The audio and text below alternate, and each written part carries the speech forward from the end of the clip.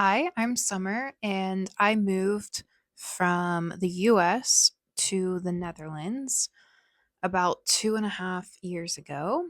And these are points and topics about what no one tells you about moving to another country. So, firstly, it's not like backpacking or traveling around Europe. I didn't really go in with this assumption, but it's very different. Living somewhere versus going somewhere for holiday or doing the typical, city hopping. Don't underestimate the difference there because living somewhere poses a lot more challenges and potential opportunities for deeper experiences and connection than backpacking or holidaying in Europe. Another thing I didn't know before coming to the Netherlands is that I would be considered an expat. So I honestly had never heard of this word in the US, or at least where I lived. And an expat, I can look up the definition. An expat is an individual living and working outside their native country, often for a temporary period, though sometimes permanently. I kept, hearing this word a lot. Um, and that's what I am. And there's actually a lot of meetup groups, online things labeled like that, um, festivals, conferences that you can go to geared towards expats. Then I guess um, the next thing is loneliness and making friends with other expats. So, yeah, definitely loneliness is part of it. I think it's definitely hard to, come to a new place. I think that's hard for anyone, whether you're staying in your country or not. And I think that just being super tired with trying, like, I was very persistent in going out and trying different things and meeting lots of people. And you get into the cycle of, oh, why are you here? What are you up to? And very few actually lead to, at least within that first year, lead to, in my experience, long lasting, deep, meaningful friendships. And it does become exhausting, but you just have to not give up. I would say it took me over a year before I found a hobby and a group of people I really connected with, and I felt like um, I'd be willing to have friendships a little bit longer.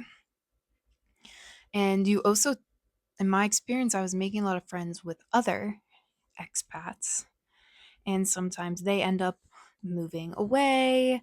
So expect to, at least in the beginning, make um, friends with a lot of other expats because they're the ones that are also in the same situation as you, looking to connect with other people in a new place. And I didn't really make any Dutch friends or, natives to this country until over a year in, once I kind of decided I was going to be here a little bit longer. And then I think other people also noticed I was going to stay a little bit longer. And I think at least my Dutch friends started to open up a little bit more. And also, too, a lot of Dutch people already have um, their established circles. So it's a lot harder to make friends that way. But it can happen, but it does take time. And another thing is, so I came here for my master's, and as an American, I went in thinking, Europeans are so much more relaxed, but not Dutch higher education. So, Dutch higher education is a lot more intense, I've noticed. Obviously, I'm comparing an undergraduate experience with a master's experience. So it could be just a graduate school is just harder. But there's definitely way less breaks in the universities than back in the US. That's something I noticed. Another thing is I didn't expect to become even I was already a pretty independent person, but I became even more independent and resilient since living here. I think the past 2 years of my life, I have learned more than what I might have learned 2 years staying in my comfort zone back where I was living.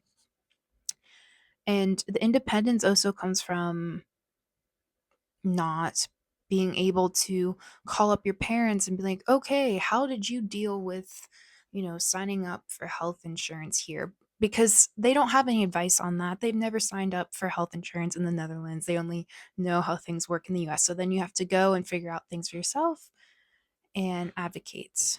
And also the highs are very high when living abroad or moving abroad, and the lows are really low. So I think the intensity of the experience um, contributes a lot to your resilience. Because when the lows are really low, you are alone thousands of miles away from family. So the only person that can, really from day to day uh, help you continue on and support you is yourself, especially in the beginning. So just be prepared for that, for having to be resourceful and, doing things like feeding yourself. And when you're going through a bad time, that can be even hard. Uh, but those are skills you really develop when moving abroad, that resilience. And then also on the positive note, the highs are really high. Like when you're feeling good, you're like, I am the one carving this path forward in my life. Only me, no one else. I'm living my dreams. I'm getting stuff done. And yeah, and it feels really good. And when you have experiences, they're novel, they're new. You meet cool people, you're exposed to different cultures, ways of being. So the highs can be super cool, but that also goes for the lows. And then finally, I also noticed that I am more present when I do travel home to the States. So I am way since I go there less often, I'm just way more present with the people I love, my family, my friends. I am more present just soaking up the things I love about my hometown because I'm not there as much. And I think it's, at least in my case, very true that distance makes the heart grow fonder.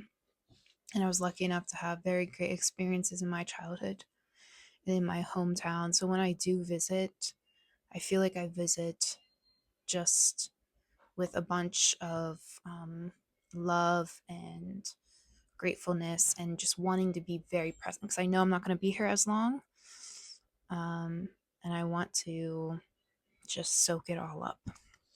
So this was just a brief little video about uh, what no one tells you about moving to another country, at least from my perspective.